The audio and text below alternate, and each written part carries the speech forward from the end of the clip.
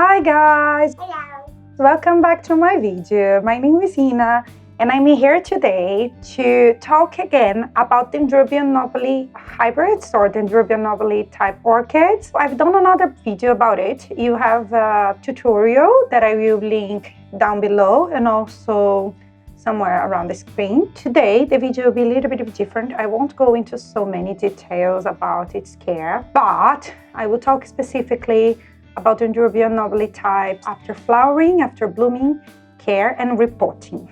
So I have here in front of me two nobile hybrids. This one I found recently at the supermarket. It was in full bloom.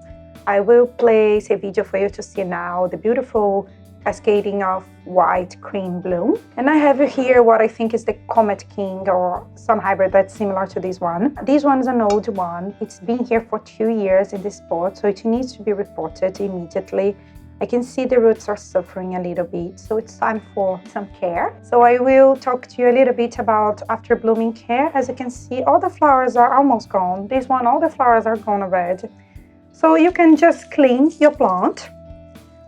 Take out these blooms. They don't serve the plant any purpose, just clean up them. They don't need to be here on the pot as well, as you can see. So you can just clean up your plant, take out all of these old blooms. And I have one there that I won't repot now. So if you want to repot your plant, if you just keep on the same pot, what I would advise you, because they are in their growing season now, so it's the season when they need to grow and develop new growths in terms for them to bloom again next year. So they need to be watered often. As soon as you check that the medium is dry, offer it some water. And also it needs more fertilizer. So you can find some fertilizer for orchids, I think, in all garden centers. Here in the UK, there is one that I use that it's a powder. So you just dilute it in water, especially if you use tap water. That's what I would advise you. I don't have experience with osmosis water, but I know there are some specific fertilizers for people that use osmosis water and other types of, because if you use osmosis water and also rainwater, they don't have salt, so you need a different type of fertilizer. But if you use just tap water, go with the one that you can find in garden centers. Read the description and use the amount that they are telling you to use there. Dilute in water and water your plant. They need fertilizer now because they have until end of summer to produce new growths, mature these new growths to bloom in the next season.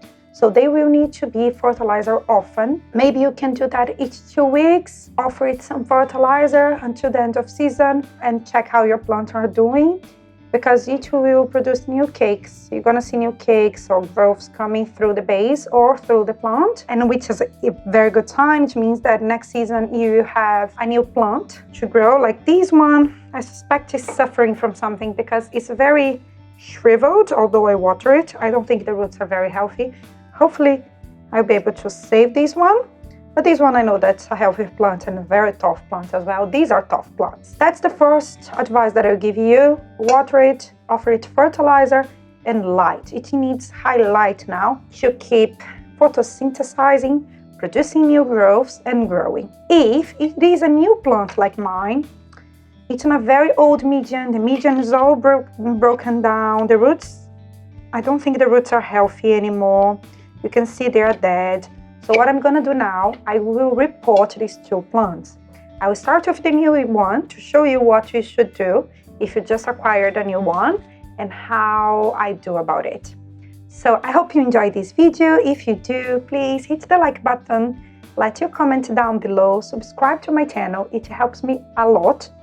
I'm posting here around twice a week. I post most orchid content and sometimes other houseplants as well. I do have an Instagram account where I post most pictures of my blooms. It's called One Orchid a Day, so you can check me on Instagram as well. Without further ado, let's start this video. Okay, so what do you need to repot your plant? Okay, so I have here a list of the things that I use. I'll start with a pair of pruners. This is it's a new one. My husband just gifted it to me. If you don't have a pair of pruners, you can use a pair of scissors, something that you can cut dead roots, and be careful with it. A pot. I'm gonna go with transparent pots, but you can use other types of pots, but Transparent pots are very good for beginners because you can see if the roots are growing, developing well inside the pot. In this case, I'm gonna go with the same size pot, I think, because I don't think it will grow more than that. It's a 12 centimeters pot, so the transparent pot. I use some slow release fertilizer. I released the place where I buy it from on the comments below. You're gonna see the description of this video where I find some of the things that I buy here in the UK. I have here some bark. This one is my other bark. I don't have, I had a better bark before, but now I need some on, so I just bought that at the garden center. You can find it almost everywhere. And I have here is sphagnum moss. Again, it will be listed on the description down below. And the last thing that you need is hydrogen peroxide. I usually buy it on Amazon. I will link it down below for you as well. You need hydrogen peroxide 3%. It's quite hard to find it in a decent price, I think. So I bought one that I think is 12%. So the thing that you have to do is just dilute it in water. If 6%, you offer double of water and it will become 3%. Because mine is 12, so it's 4 times 3. So I place 4 times more water with the amount of hydrogen peroxide. And that's it. And you need a spray bottle. I'm gonna grab mine now. And then what we're gonna do now is just take the plant out of this pot, clean the root, and I'm gonna show you how I do it. Grab your plant and take this out of here. Grab your plant from the bottom here. You just squeeze the pot a little bit, as you can see. Then all the roots will come out of the pot. So you start squeezing and squeezing and squeezing, and you start pulling. So as you can see, I have my whole plant here. The medium is wet. Oh gosh. So I will have to gently remove all this medium from this root system. Actually, it has a lot of roots, more than I expected. So the situation is not that bad. Looks like it's spotted in cocoa peat. I don't use cocoa peat, but you can definitely use if you know how to. There are so many different mediums for orchids. You can experiment and try different mediums, organic, inorganic, and I'm sure there are other videos as well here on YouTube talking about them. I'm gonna use what I'm more comfortable with and what is working for me at the moment. That's bark and sphagnum moss. So the first thing that I'm gonna do is just clean up all these old medium gently to not destroy any of the roots. As you can see, you just go and go. These plants, they can, especially when they are in their growing season, just come and become a very, very healthy plant. Sometimes they are big as well. For example, in my country, I think I mentioned in the other video, most of people has these plants. Most of the people who has gardens, they are not in big cities, etc., etc. Because I know we have people in big cities there as well. They don't have outdoor space, but people that are in the countryside, they grow these plants in trees because it's a tropical country, and I believe in other tropical countries across the world, people grow these plants in trees as well. They love to be attached to trees, and because they are epiphytes, and they can become massive plants out there. It's very different from when we grow in pots, because sometimes we don't have the space. We can cut and we give away cakes and stuff, but if you do have the space, you can offer a bigger pot when they grow, and they will become massive plants as well. They are very tough. The only downside of them is that you need to cool down during winter, otherwise they don't rebloom for you. I mentioned that in the other video as well. I think that's the only downside. So to be honest, look, the root system looks very, very well. What I'm gonna do now, I'm all dirty, everything's dirty around here. I'm gonna clean this table, I'm gonna clean these all. I'm gonna water my root system, and I'm gonna come back when I'm done. Okay, 1 second. So guys, I'm back with my massive plant. It has a big root system as well, as you can see. So what I'm gonna do now, I'm gonna spray some hydrogen peroxide 3% all around this root system, and I will let it freeze for a few seconds, because hydrogen peroxide will kill any snails or some pathogens that can live on these roots. So if you want to avoid some pests in your collection, just spray hydrogen peroxide 3% on your root system, like so. You can be quite deliberate here, you don't need to worry too much. It won't affect the root system. It's just to protect you and your collection. It's very gentle to the roots. Anyway, a variety of each things. Let's go with my... So what I'm gonna do now, I'm gonna check which roots are dead, which roots are alive.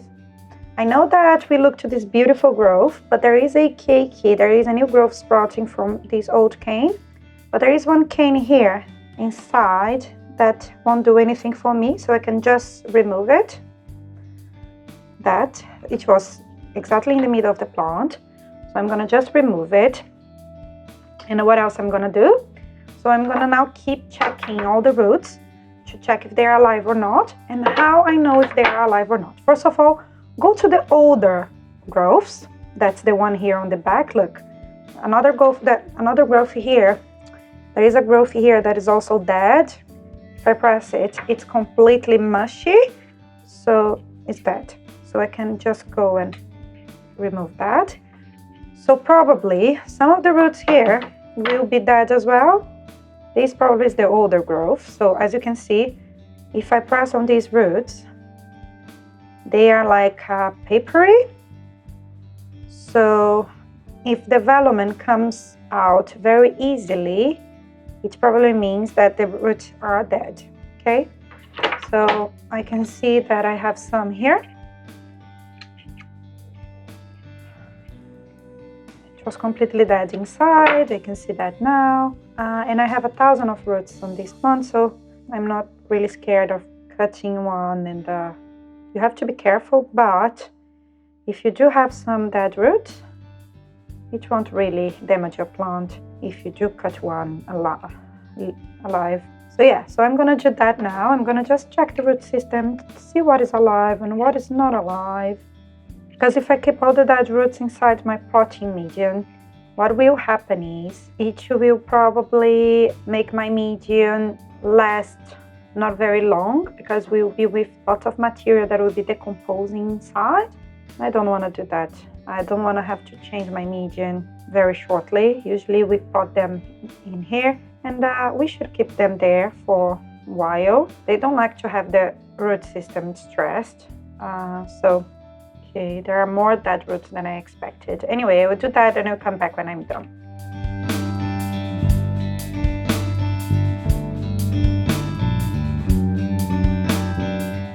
So because the root system is like a ball, and I can see now that there are more dead roots than I expected to have. So actually in the beginning I suspected, because the plant was very dehydrated. But I'm cutting out all of the old roots, especially the ones that come from the old pseudobulbs. And let's see what I'm left with.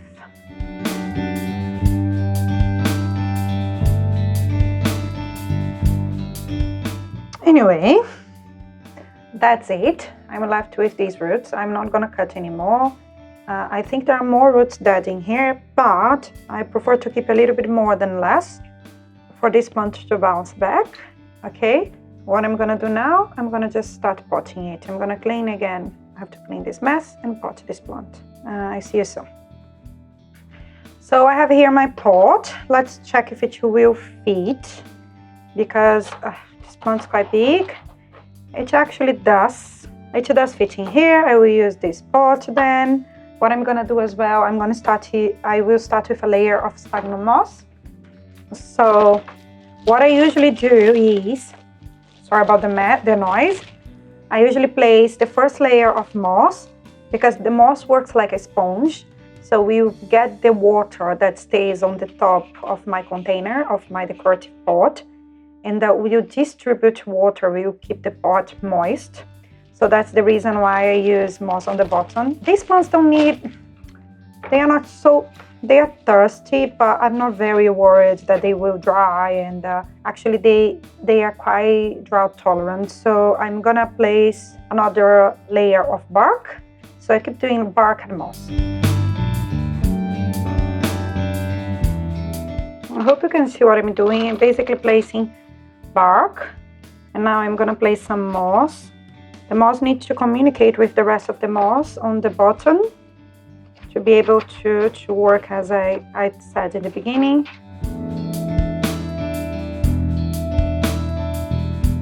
Because it is plastic, it's a plastic pot, so what you can do is basically squeeze the pot for the medium to find its way inside the pot, fill up the air gaps. There are so much air pockets in here.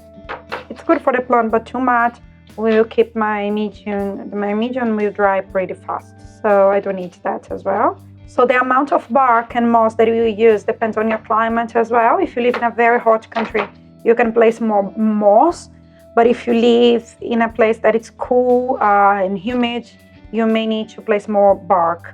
So that's something that you should keep in mind. So I'll place the last layer of moss in here, as you can see. And when I do that, when I place the last layer of moss, I will just place a few beads of slow release fertilizer on the top. I will place a little bit more because I know this plant is growing now. It's in the vegetative growth, so it needs more. But that's it. And the last layer, I will place bark. I place bark here on the top to avoid algae formation, otherwise it will become completely green pretty fast. So that's the only reason why I place bark on the top, but more than that, everything's fine.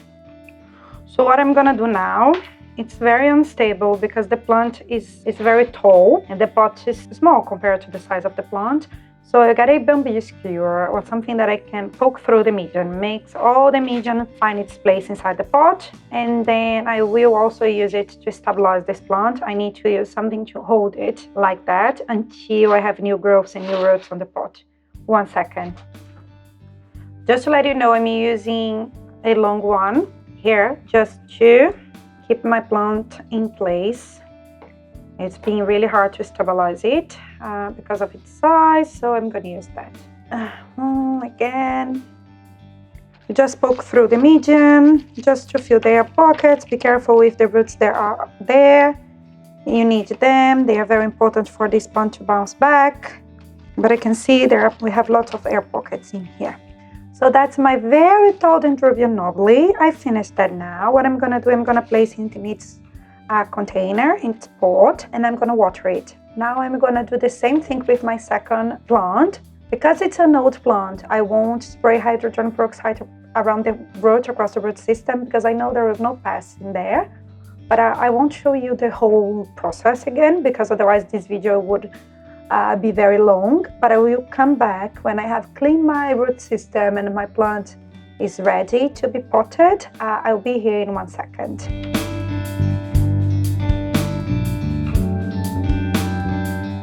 So guys, I'm back. So this is my plant. This is my oldest Dendrobium nobile type. It's already growing a new growth here. So what I'm gonna do now, I'm gonna inspect the root system. I'm gonna cut all of the old ones, the ones that are dead, that I can see that are clearly dead. I will remove these flowers and I will pot it here using the same thing that I used before. And I'll show you both plants and conclude this video when I'm done.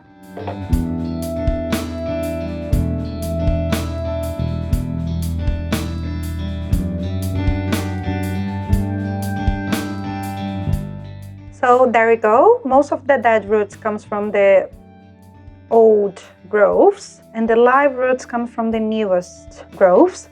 And I have a new growth here, red sprouting, so we'll produce a completely new root system, which is amazing.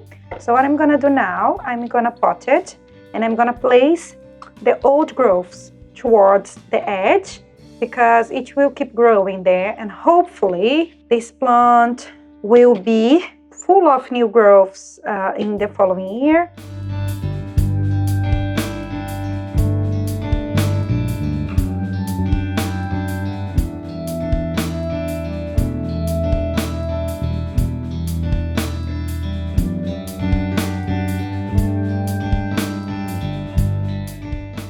So guys, there we go. Here are my two Dendrobium nobiles potted, as you can see, in bark and moss.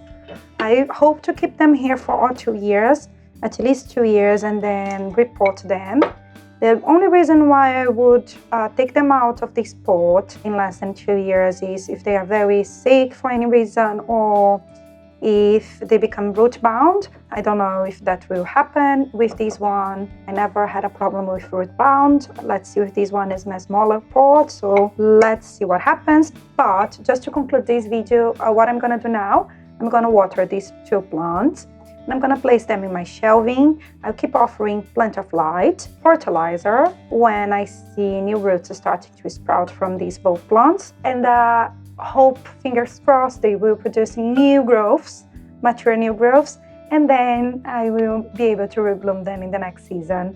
I hope you have enjoyed this video. If you did, please hit the like button, leave your comments down below.